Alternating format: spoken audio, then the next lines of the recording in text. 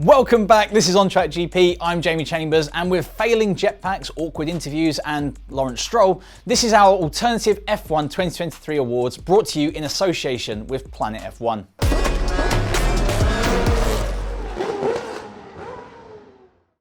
With Planet F1's full end of season awards coming out next week, we have taken a look at the funniest side of F1. While Max Verstappen dominated the sport into near oblivion, there was plenty of intriguing moments to take place across the 2023 campaign. We've also cherry-picked some other awards from F1, City AM and BVM for some more honourable mentions for this year. Although On Track GP have touched on the best, worst and weirdest moments of the 2023 season, this list features only the most award-winning moments from the 2023 season. From Gridwalk embarrassments, letters of apology and requests for knighthoods, here are Planet F1's alternative awards for the 2023 F1 season. Unluckiest Driver, Esteban Ocon. Alpine's Ocon takes the crown for the most unfortunate driver of 2023. With a staggering 7 DNFs throughout the year, his tumultuous luck was evident. Even in the Qatar sprint, he faced yet another DNF. Essentially, Ocon couldn't complete nearly a third of the races, and on several occasions he was in contention for valuable points before encountering technical issues. Take for instance the Singapore race where he was running for a strong 6th but was forced to retire. A particularly harsh blow, especially since it happened on his birthday. That's what you call real bad luck. Biggest shambles of the year, the start of the Las Vegas weekend, and Ocon again. For the majority of the season, the organisers of the Azerbaijan Grand Prix had this locked down after they somehow forgot that Esteban Ocon was going to make another pit stop.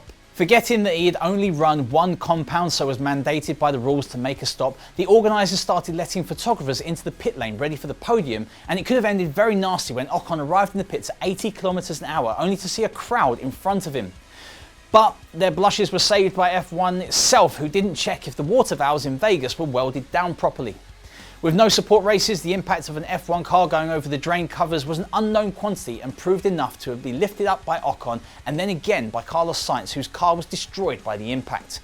F1 then didn't cover themselves in glory when a lengthy delay between FP1 and FP2 meant they kicked fans out of the grandstand. But at least they got a $200 gift voucher. Most jinxed.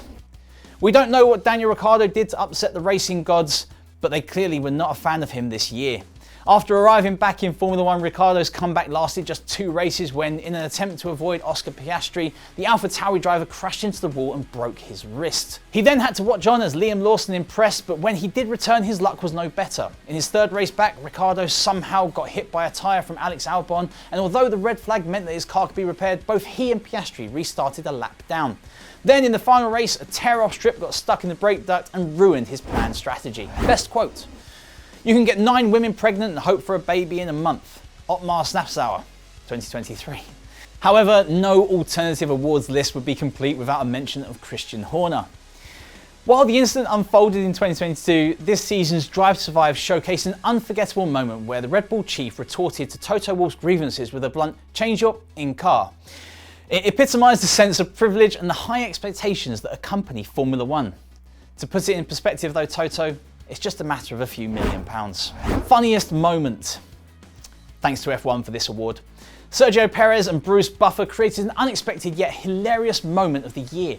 Buffer, renowned for his UFC announcements, was invited to introduce the drivers' parade in Las Vegas. However, it appeared that Perez hadn't been informed about his next move post-grand welcome. What ensued was a delightfully awkward and perplexing moment as the Mexican driver simply gazed into the eyes of the veteran voice of the octagon and then looked around, seemingly looking for further guidance. Best debate. Verstappen was not a happy man after George Russell crashed into him during the Azerbaijan Grand Prix, which led to the pair having a very public debate after the race. Here's how it played out in front of the camera. Russell: "I had no grip, I was locking up." Verstappen: "Mate, we all had no grip. We all need to leave a little space, but expect next time to do the same to you."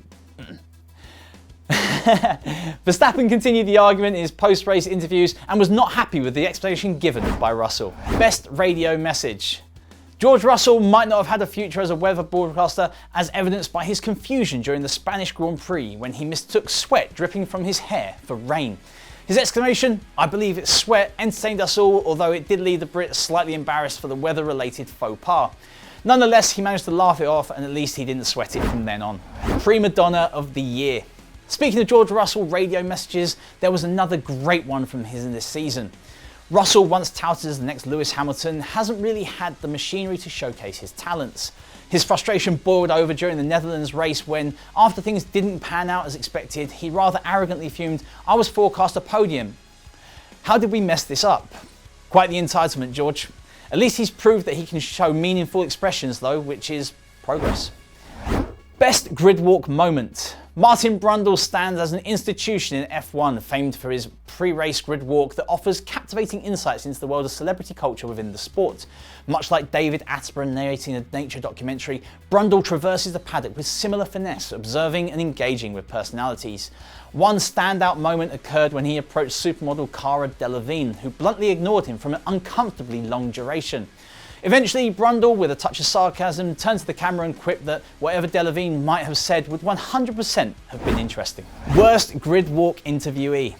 Sticking with Martin Brundle, we've seen plenty of celebrities try to stop a Brundle interview before it happens. But Machine Gun Kelly brought something new to the table. As a guest of Red Bull, MGK was on the grid in Sao Paulo, but when Brundle asked him a question, he had the 1,000-yard stare of a man wondering if he'd left the oven on. After giving Brundle a firm thumbs down for an air guitar refusal, MGK then left the race before the end. Best Gridwalk interviewee. Another Brundle mention, as Eurovision star Sam Ryder nailed the right balance between celebrity and excited fan and seemed more delighted to see Martin Brundle than any other person on the planet. The ever smiling Ryder described Brundle as a legend before giving him a warm embrace, which made Brundle seem ever so slightly uncomfortable. The Eurovision singer then ended the interview by apologising for talking the ear off of Brundle. If you want a guide to how to do a grid walk, look no further than him. Best Wingman. On the subject of grid walks and our last mention of Martin Brundle, we promise, that brings us neatly onto the best wingman in F1. Three-time world champion, Knight of the Realm, and the best wingman a person could ask for, Sir Jackie Stewart produced an unforgettable moment as the 84-year-old nimbly sidestepped several security guards in an attempt to get Roger Federer to talk to Martin Brundle, exclaiming, "I'll get him for you if you want." Federer's bodyguards then manhandled Stewart, leaving Brundle worried that the three-time world champion would be shown the door. Thankfully, calmer minds prevailed and everything was okay. Brundle called Stewart a true mate for his selfless favour, but criticised the Miami International Autodrome's weird grid setup. Best Joker, Fred Vasseur.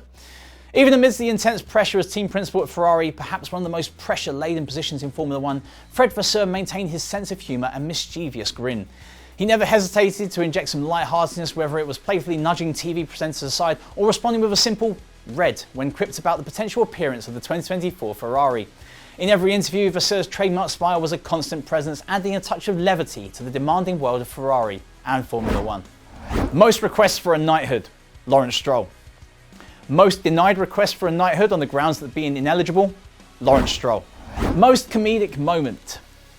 Oscar Piastri is starting to prove he is a natural at just about everything he does, and if Formula One doesn't work out, he may well have a comedy career ahead of him. To set the scene, it's something that's happened to all of us. You're flying your jetpack at the Austrian Grand Prix and it gives out on you, sending you tumbling to the ground with a thud. Well, praise must go to the camera operator and the director for their timely cut to Piastri watching on in the McLaren garage. His perfect reaction went viral and was one of the best off-track highlights of the season. Most determined person in F1. This one goes to someone not even in F1, and that is Michael Andretti. The former racer turned team owner has jumped through just about every hoop asked of him in his attempt to get a desired spot. It is a mantra that could be used in any walk of life, and we are pretty sure the 61-year-old could run a marathon on pure determination alone. Best temper tantrum. Joining his father on this list is Lance Stroll, who was rather furious after his Q1 exit in Qatar. After getting out of the car, his trainer was seen telling him he needed to go back out to be weighed by the FIA, and Stroll was in no mood to hear it. He shoved him and later reported to the stewards for the incident. But it did give us another memorable interview. Personality of the Year. A little nod to the good people at City AM for this award, as the coveted Personality of the Year award goes to someone who hasn't stepped foot on a track this year. With that in mind, the Personality of the Year goes to the credits director at Sky F1, who was bold enough to orchestrate F1 drivers into posing in sometimes unflattering and unintentionally comedic ways. The opening sequence missed the mark, with the typically serious athletes like Russell, Leclerc, Pierre Gasly and others making total fools of themselves, posing like they were in the late 90s pop video. Biggest own goal.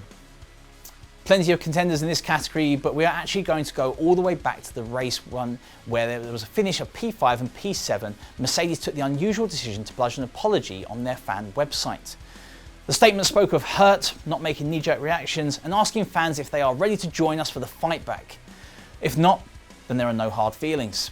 The letter fits into a wider narrative in sport of athletes feeling the need to apologise for sporting actions. Mistakes happen, so what? It was a cringe moment that no doubt had every other team laughing their socks off. Most awkward interaction. Whatever you do, do not tell Sky Sports F1's Ted Kravitz that he is biased. During his notebook show, Kravitz spotted a young fan getting a picture with Russell. Kravitz then pointed out the young fan was wearing a Ferrari cap and the fan came right back. Taking one look at the Sky branded mic, the fan said he reckoned Kravitz was a Mercedes fan, and instead of letting it slide, the pit lane reporter got into a muddle. And we finish with best stat, Max Verstappen's win percentage. Red Bull's Max Verstappen was a one-man mission to seemingly rewrite every record in the books in 2023. Perhaps the most eye-catching milestones were his run to 10 consecutive victories, as well as becoming the first driver to complete more than 1,000 laps in the race lead. But perhaps the one that illustrates his dominance the most is the 86.4% win record, which broke a 71-year-old record previously held by Alberto Ascari. And that is the Planet F1 Alternative Awards for the F1 2023 season. Do you agree with our winners and losers? Who wins these awards for you? What alternative awards would you like to see next season? Let us know what you think in the comments, and remember to like, comment, share and subscribe. This has been On Track GP. I've been Jamie Chambers. Keep the pedal to the metal, and I'll catch you in the next video.